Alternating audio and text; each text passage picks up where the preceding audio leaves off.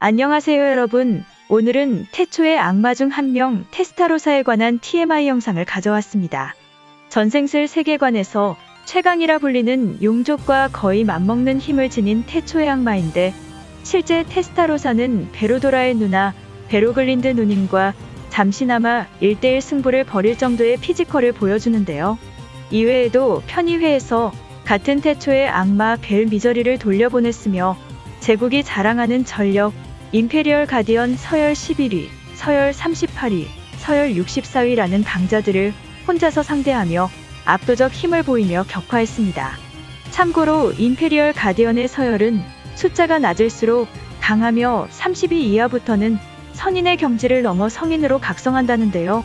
테스타로사가 육체를 얻고 거기다 이름을 받았다는 말에 쫄아서 빤스런하려다 그대로 테스타로사의 핵격 마법 데스 스트릭에 의해 전차 사단 20만 명 이상의 병사들과 함께 사이좋게 사망하지만 나름 마왕급 강함을 지닌 상대들이었습니다. 그녀가 쓰는 스킬은 얼티밋 스킬 사계지왕, 사고가속, 만능감지 마왕패기, 시공간 조작, 다차원 결계 삼라만상, 생명지배, 사후세계, 물리 공격 무효, 상태 이상 무효, 정신 공격 무효, 자연영향 무효, 성마 공격 내성 데스 스트릭이 있는데요.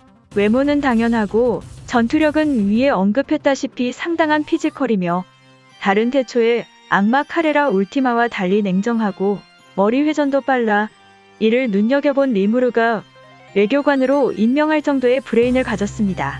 외모, 피지컬, 능지 세 박자를 전부 갖춘 퍼펙트 미인 테스타로사는 리무르에 도움이 되고 싶다며 사실 귀찮은 일을 다 떠넘기고 리무르 옆에 있기 위해 디아블로가 물리적 부탁으로 데려온 태초의 악마들 중 한 명으로 리무르에게 이름을 받기 전까지는 블랑이라 불렸으며, 이름의 어원은 디아블로와 같은 스포츠카 이름인데요. 리무르의 밑으로 들어온 후로는 템페스트의 외교무관을 맡으며 성실하게 일하는 모습을 보여주지만 사실 냉정한 성격과 달리 지는 것을 상당히 싫어하는데요. 이는 카레라와 울티마도 마찬가지라 기회가 있을 때마다 같이 디아블로에게 도전하는데, 하지만 정작 디아블로는 그런 세 명을 상대로 조교, 아니 그녀들의 잘못된 행동을 교정해주는 교육자 역할을 한다는데요.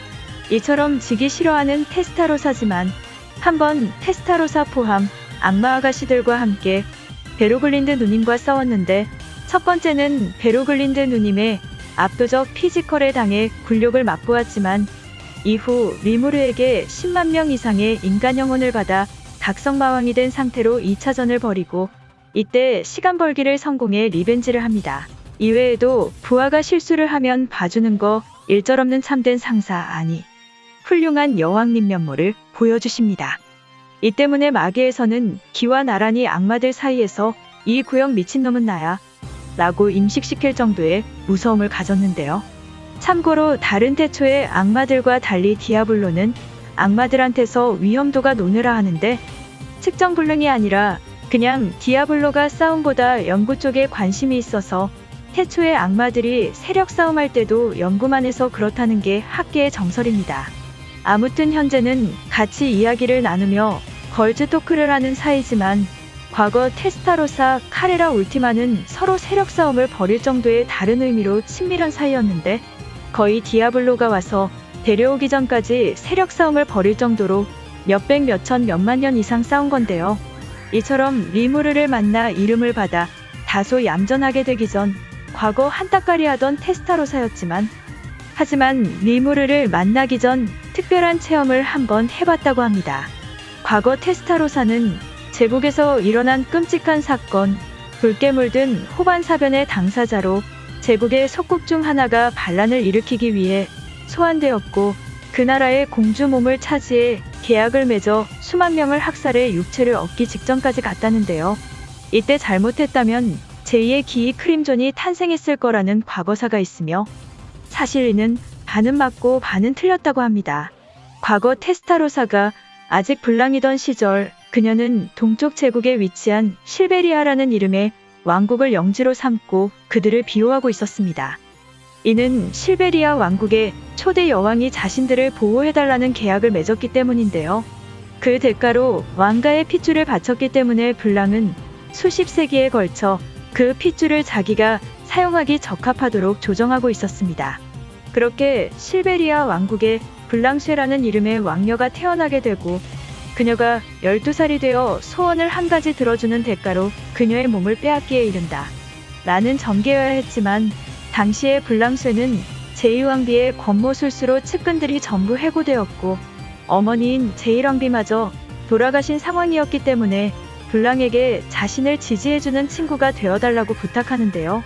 생각했던 것과 많이 달랐고 악마로 살아오면서 처음 느껴본 감정에 잠깐 당황한 블랑이었지만 인간의 평생은 악마에겐 찰나보다 짧았기에 블랑은 잠깐의 여흥 삼아 이를 수락하게 됩니다.